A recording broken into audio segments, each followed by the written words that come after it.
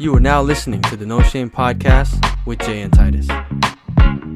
Yo, ladies and gents. Thanks for joining us here again at the No Shame Podcast, No Shame Media, etc., etc.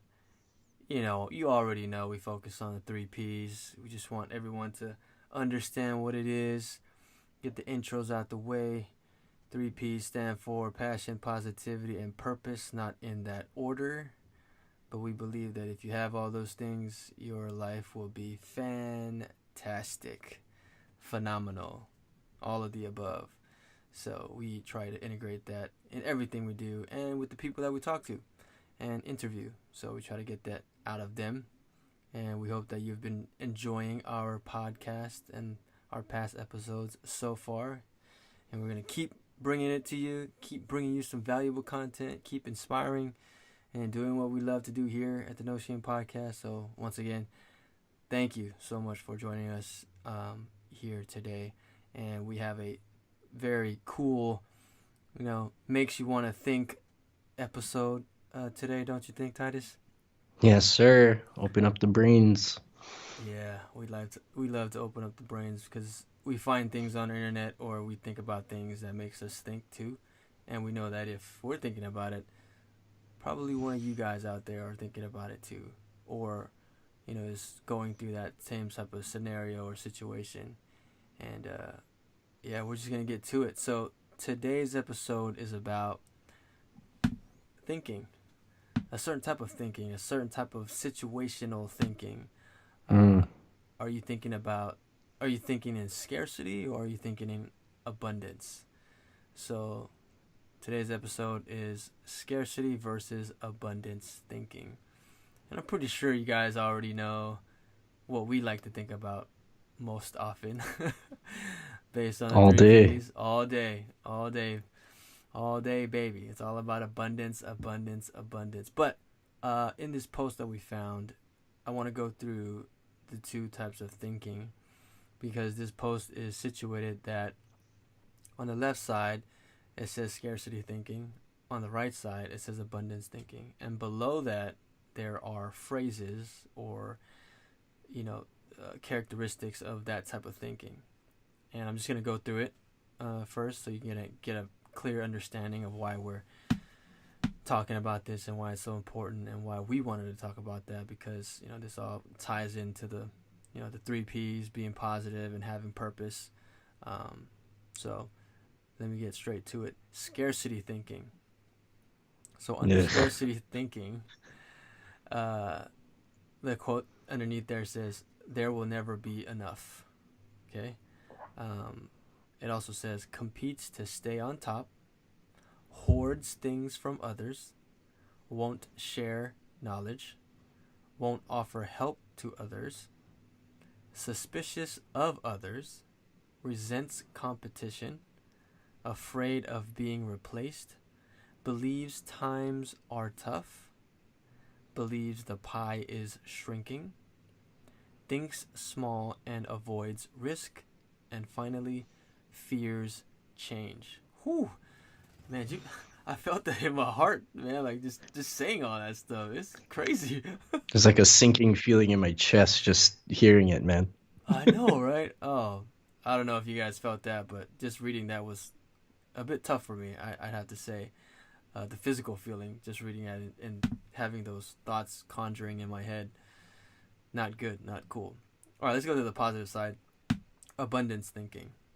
So the quote underneath there says, "There will always be more."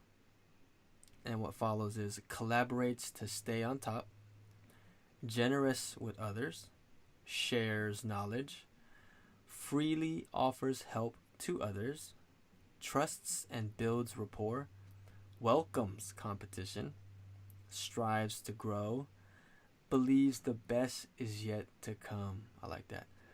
Believes the pie is growing, thinks big and embraces risks, and takes ownership of change. Ooh, I like that one too. Takes ownership of change. Titus, do you want to go with the negative or positive first? You choose, brother. I like to end things on a positive note, so we'll go with the negative first. So the Mm. scarcity thinking.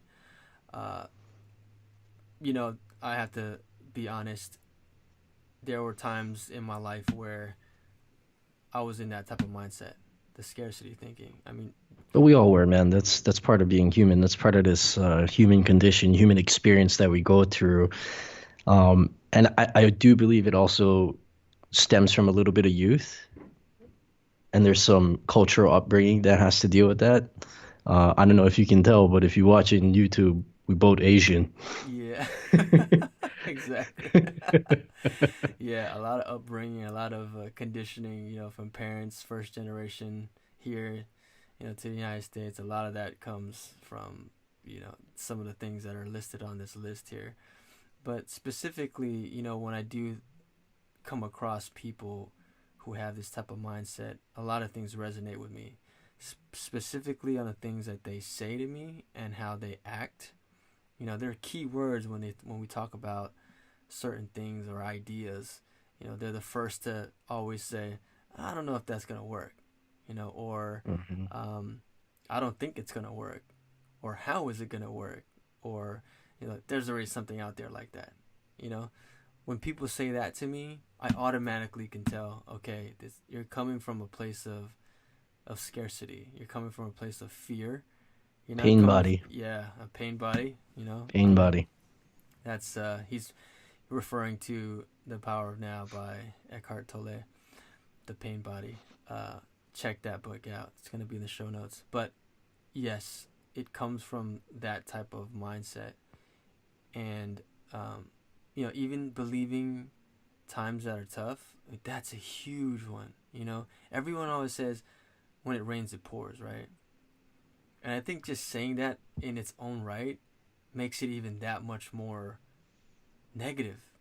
You know, it's when I think about when it rains, it pours. It's like, okay, something bad happened. Okay, that's cool. You can get through it. If another bad happens, it's like you want to compile it and make it even worse. But when you look at the whole scenario, it maybe just happened coincidentally together. Don't like compound it and say, man, it's never gonna get better, because that's like the wrong thinking. Mm. You know. What about you? Which one resonates out to you about the scarcity thinking? Okay, so I got a little story to tell. A good friend of mine recently visited, and I got to meet his wife's parents, and they were typical hoarder type of family, kept everything. So I went into the house, and there's a treadmill that ended up being a coat hanger, just boxes of stuff everywhere. Uh, you know, Stuff they bought from Kmart when it was going out of business, like a bunch of alarm clocks. Like, why are you gonna need like 12 alarm clocks, right? Um, so the hoarding piece to me is real, and it was interesting to be in that sphere and that realm with two very loving parents who are very good people who have great mindset, except they come from this spot of fear, like this complete attachment to material things that will probably never get used. um and while I can empathize with them on why they keep just a massive amount of junk, and we are talking massive. It's hard to shift that type of mindset, but that's what we're here for, Mm-hmm. is to understand that hoarding is real, but it's all a piece of learning to let go. Mm-hmm. And learning to let go is always hard, whether it's emotions or it's actual physical items. Learning to let go, coming from a place of scarcity, from a place of fear and distrust and an area of not being able to have enough, frightens the hell out of me, man. Yeah, I think a lot of people can relate to that. You know, it's that that fear. It's fear based. It's fear of change. You know, it's fear of being replaced. You know, it's fear that you may never have that again. There's that new term FOMO. You know, fear of missing out. I mean, that's been Hmm. thrown around nowadays all over the place. Um, and yeah, like I said, I can attest to it too. You know, there's always something that you think about when you get to that place. You know, especially when you want to hold on to something. It's different if it's sentimental, but it's a whole different being if it's just something you want to hoard because you're afraid that you're not going to have it anymore. You know, and if you look at the inverse side of scarcity, which is abundance, you know, when you feel that, you can. It's easy to let go. You know, it's easy to just be like, okay, you know, more things will come. You know, I Hmm. mean, the hoarding piece is a clear example and a clear indication that, you know, this person is coming from a place where they just cannot let anything go because of fear. And we have all those people in our lives. I personally Hmm. do. My mom is a semi hoarder, you know, even though she doesn't want to, you know, admit it herself. But yeah, I mean, it, I think some of it stems from, you know, the generational gap of, you know, our elders. But yeah, those people that are severely like that. I mean, we had a whole episode with, you know, Master Cruz organizing. It goes deep into their psyche of, you know, Yes. why they want to keep things because they're just scared. You know, this the mindset of scarcity, right? Um, yeah, it's pretty I would say not profound in a sense, but it's pretty amazing on how, you know, the mind can go to this realm in this space. I don't know. I just might be biased because we're always talking about abundance. You know, it comes easy for us, but we've been there, like you said. You know, when it stems from youth. I mean, it there was a time. There was a time. I'm pretty sure with me and you both, where it was like, oh, dude, like I don't want to let this go. You know, or this person like looks at me weird, or you know, I want to compete with them. You know, like, and times are tough right now. Shit, I'm never gonna get out of this. You know, yeah, it's even me being the most positive person. Yeah, there were times you fall victim to that type of mindset because it's easy to do it. You know, especially when you don't see it tangibly, right? Like, I mean, things just start falling apart, and you're like, damn it, you know, like Hmm. life is tough right now. Shit, you know, I'm not getting nowhere, and I don't want to take a risk. I only got like $50, you know, stuff like that. Uh, Well, that's the origin of every hero story. yeah, definitely, Excuse me. definitely. I mean, you look at all those motivational videos, and I'm sure a bunch of our audience has seen one or two of them, if not dozens. It always starts out with, I was broke, I had nothing, I was by myself, living in a studio or living in my parents' house, and through sheer will and determination, here comes Tony Robbins or The Rock or uh, anybody that's really, you know, hit the plateau of where they can be and where they dreamed they were going to be. So, you know, we understand if you're feeling this way Right. because lots of lurking variables there. There's tons of again generational conditioning as well as environmental conditioning. Yep. But Definitely. that's where the mindfulness piece comes in.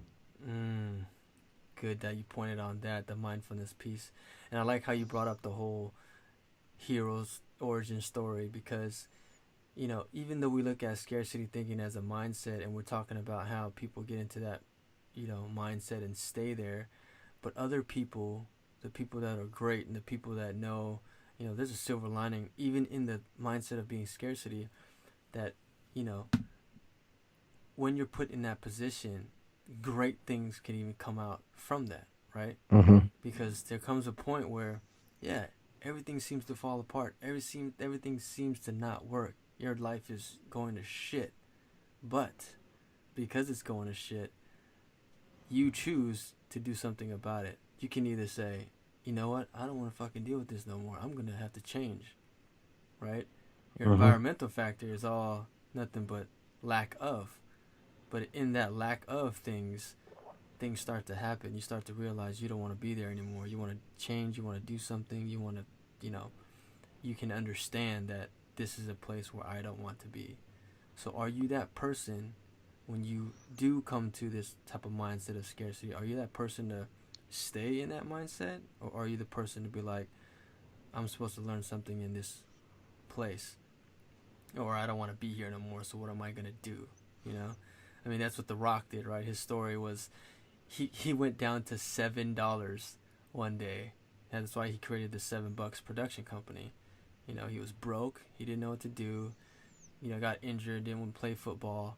And then, he goes into his wallet. He only has $7 left. And from that moment on, he said, I don't want to feel like this anymore. And I'm going to change something. And now look at him. He's like the biggest fucking, like actor. Shit, he might be our president, man. Exactly. So, isn't it wild to think that The Rock could potentially run for president? Wow. Damn. I read a couple of articles. Yeah, I did too. I don't gotta believe everything we read on the internet because all of it is true.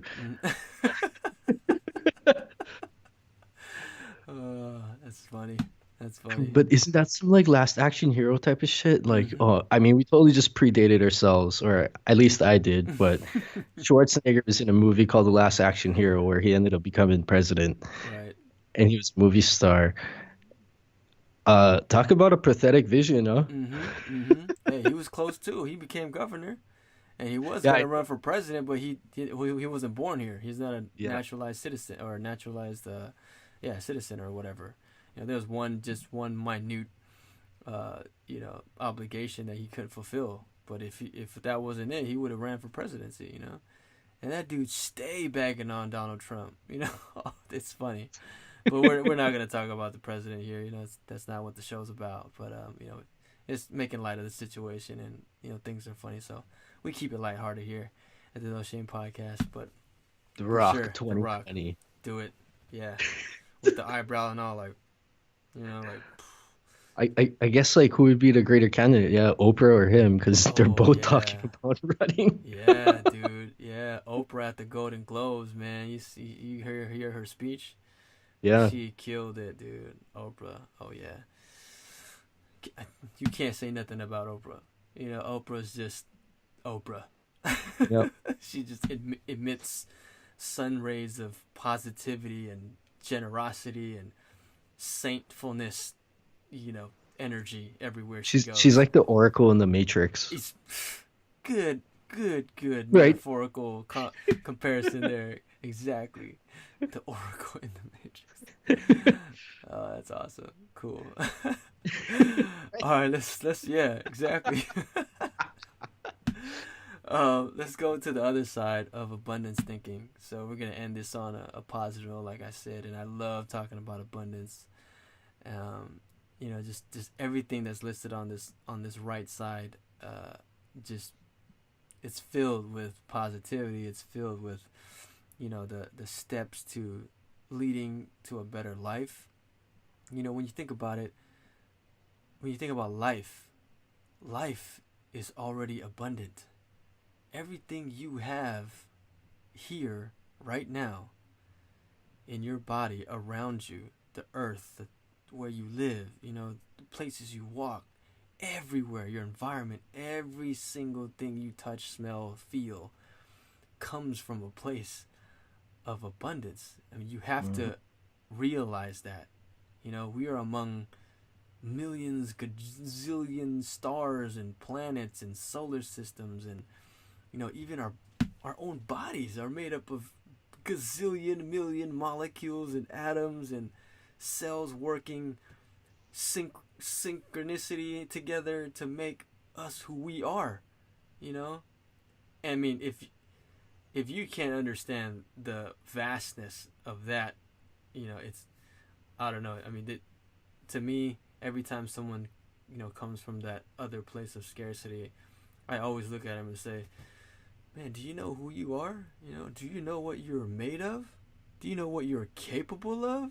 I mean, have you seen other people and what they've done? I mean, I was just listening to an ebook about Elon Musk. This guy is on another level of like abundance, another level of sharing his knowledge and, welcoming competition.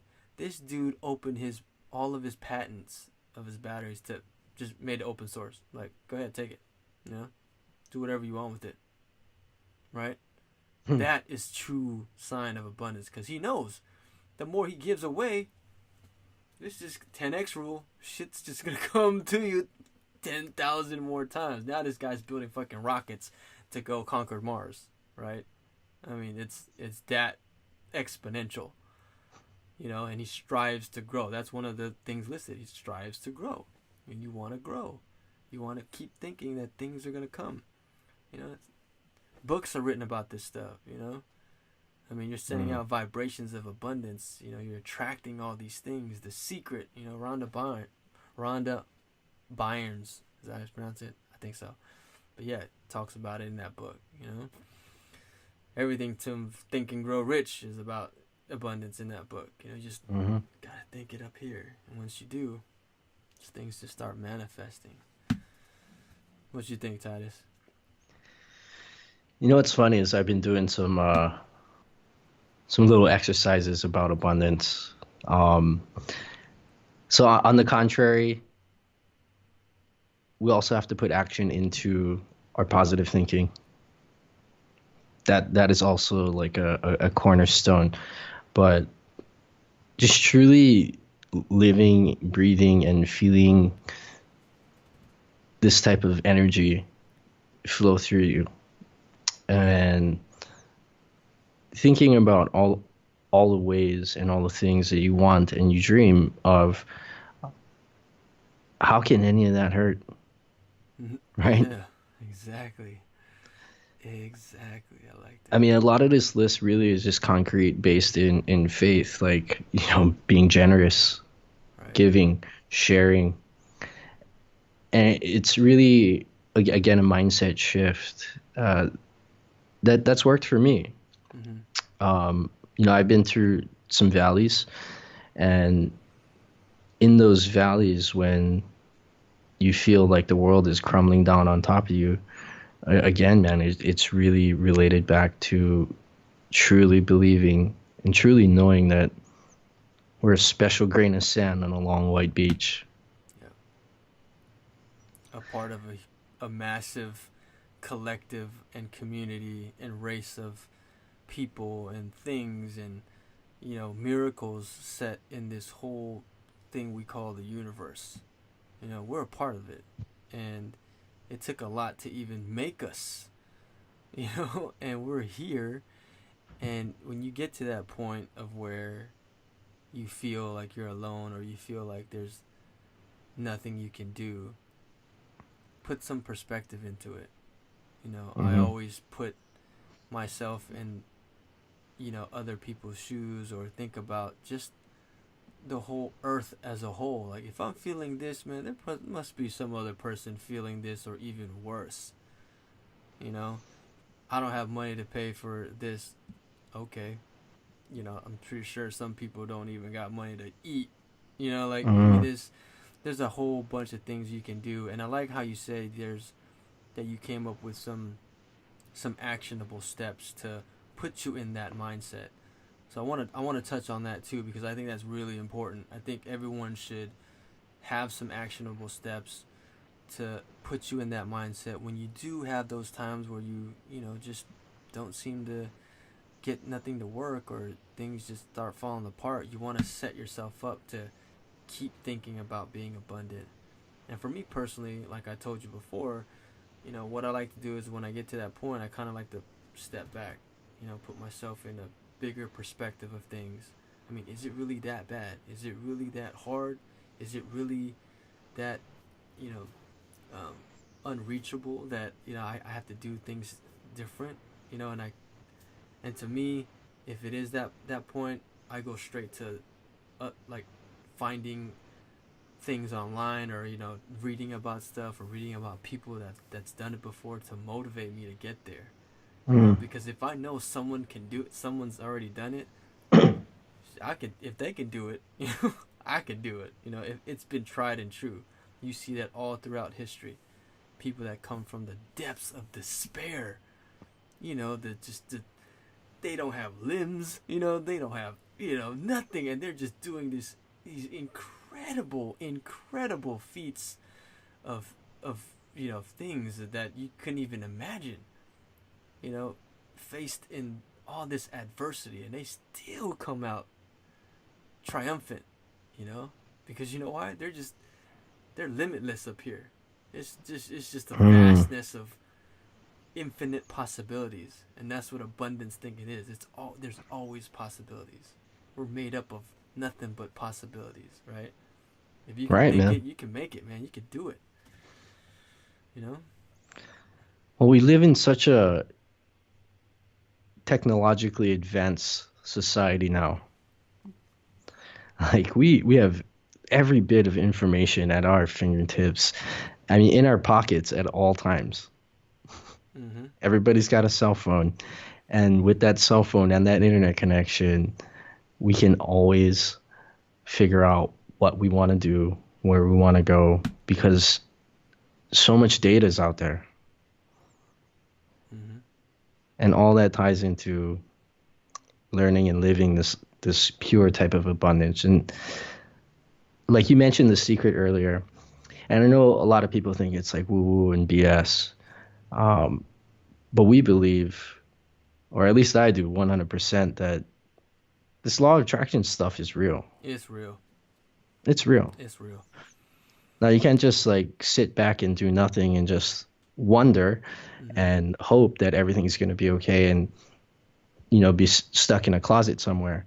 Mm-hmm. But again, if you put a little bit of actionable items and just get into motion, little things just come your way, like a free cup of coffee or a $12 check for nothing. Yep. Yeah. Money just pops out of nowhere. Weird Exactly. shit like that happens. Mm-hmm. If you ever find, some money left in a jeans or something like that, it's things like that. There is no coincidence. You know, I mean, when you in that book, The Secret, it starts off with the positive thought, right? Everything starts off with a thought. Thought creates momentum, which you put action behind it, and once you create that action, and you create more momentum, the vibrations that you send out, you are now attracting that to you.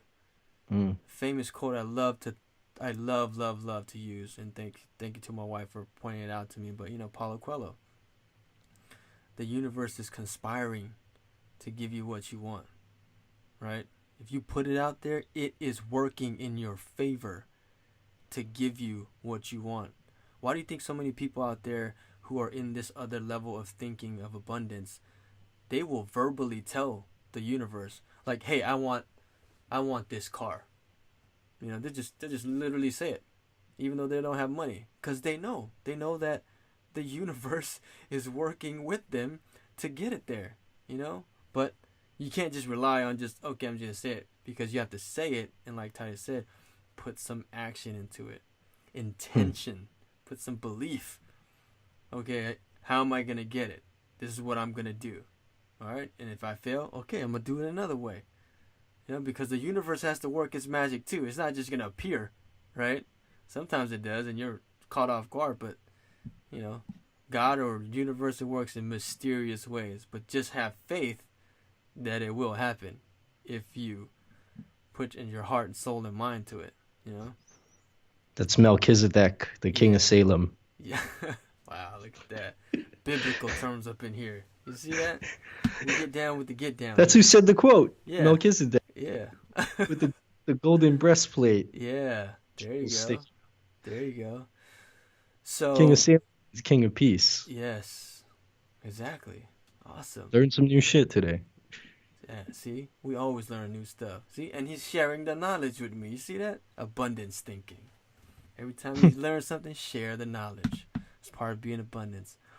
But yeah, we'd like to ask you, today after you listen to this, to really think about the mindset that you want to put yourself into going forward. It's not just for yourself, but when you start thinking about things, everything you do, think, and feel, it affects everyone else, right? We are a part of everyone as one collective consciousness, one collective being or soul in this world.